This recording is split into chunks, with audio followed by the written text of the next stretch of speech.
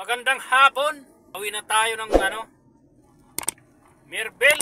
Ngayon mga guys, dito ako banda sa C6. Bali C6 ako ngayon.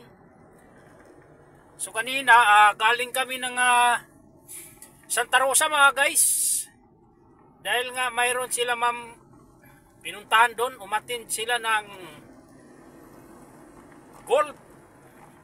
Bali mayroon silang tournament kanina mga guys. Ngayon nakauwi na ako ng naihatid ko na sila ng bali golf. Nanggaling na kami ng Santa Rosa. So ako ngayon pauwi na ng Parañaque. Dahil nga mga traffic sa kanina sa Ortigas, yung pabalik ako, kaya naisipan kong dumaan ngayon dito sa C6. Sabi ko, buti naman, ito lang naman traffic ngayon dito sa C6. Okay lang naman siya. Kaya medyo swerte pa tayo. Yun mga guys, no. Ngayon mga guys, no, uwi ako ng Mirabel na. So Lunes na naman kami magkikita-kita kasi araw natin ngayon ay Sabado. Medyo nag-uulan-ulan. Kaya yun mga guys, samahan nyo ako, no. Pauwi na ako ng bahay. Update ko lang sa inyo ngayon to. Kaya maraming salamat dyan sa mga sumusuporta at hindi sumusuporta sa akin. Maraming salamat, maraming thank you. Kaya tara mga guys, let's go, samahan nyo ako. So yan mga guys, no, kung nakikita nyo yung sa unahan ko, pauwi tayo ng ngayon, C6 tayo eh. Pabikutan na to, Paluwer Bikutan na tayo.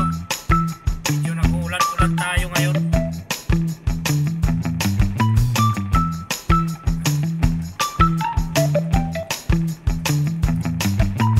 Maganda rin yung dito sa C6 eh.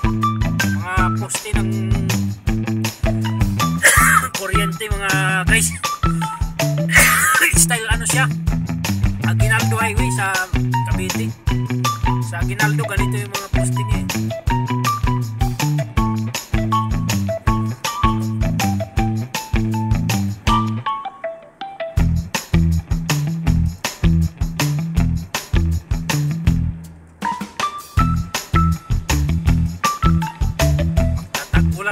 Magtatag-ulan na.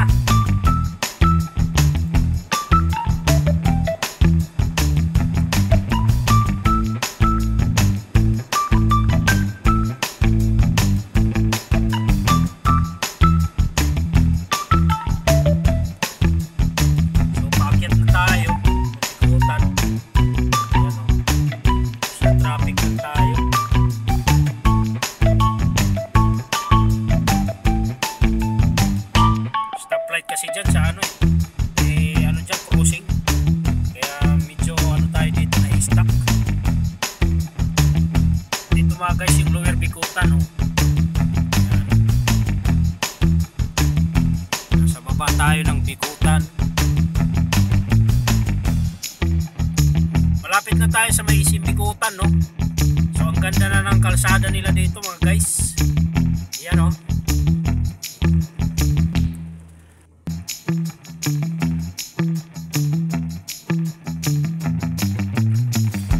malakas na yung ulan.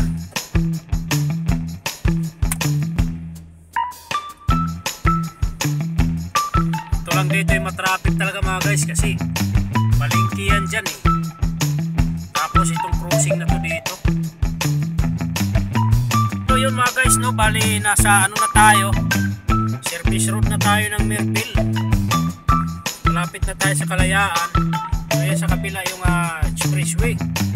Sa taas naman yung skyway mga guys. Yan papunta ng